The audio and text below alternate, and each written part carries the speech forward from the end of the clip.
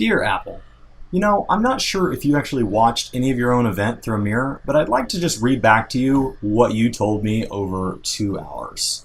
Now, the 2017 fall lineup featured really 6 kind of new product launches, and none of them were available at your event. If you knew none of them could be pre-ordered until October, maybe you could have just moved the event to October, because one of the few things about hyping up an event is it's really cool to just offer to take my money right then. And you spent a good portion of the time talking about your new theater and Steve Jobs and all of that, and that's wonderful, but if you're going to take time to just talk to me and not about products, maybe you could explain what your culture is doing to change so that your products could be a little less lackluster than they've been over the last few years.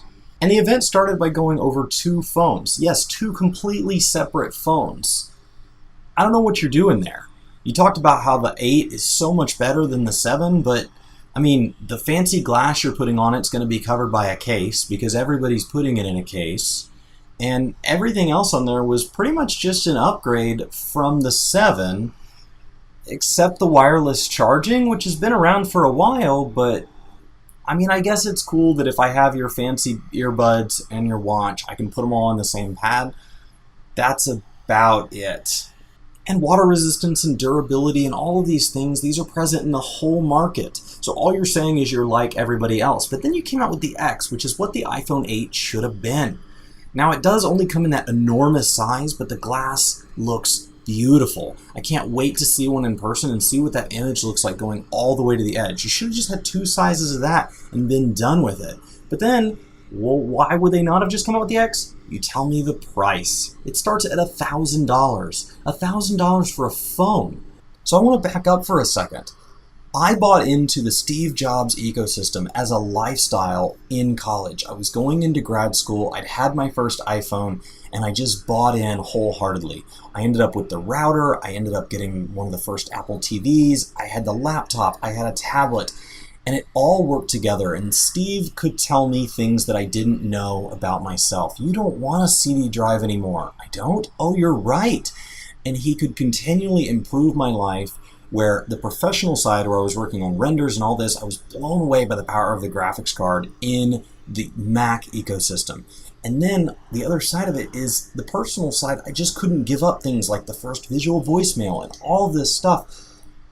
But that's gone away. The iPhone 6 was the last phone that I waited in line for. I waited to get it on the very first day, and I got the very last one right before it closed. And it is still the phone I have today. And if you're going to make phones cost $1,000, then I guess it's going to be like a car where I should just run it till it dies. And getting $1,000 out of me every 5 years when I have basically nothing left on my trade-in really doesn't make sense when you could get me for $500 basically year over year over year. I don't get it. But if the X is so crazy priced, obviously you came out with the 8 too to make it affordable. Oh wait, it also starts at $700. The Galaxy S8 starts at $724. So for $24, I can get their phone, which I feel honestly goes head to head with the X. I understand paying a premium to be on the edge of things, but you're not on the edge of things. You are just keeping up. And when you occasionally do something new and inventive, you don't have any conviction about it. You told me the touch bar on the laptop was going to be the greatest thing ever, but then you didn't come out with little versions for my keyboard. What? Obviously, you don't even believe in your new and different ideas. And then it turns out the touch bar is not that interesting because when you put so few applications for it, there's no reason for all the third-party people like Adobe to come out with new and interesting ways to use it so that every other developer has to step up and put a touch bar on their keyboards.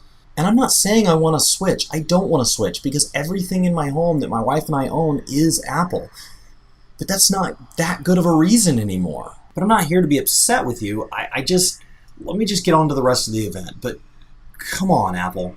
Now the watch got its 3rd generation. I love my 2nd generation. I don't have it on right now because it's charging and I was working on the house earlier.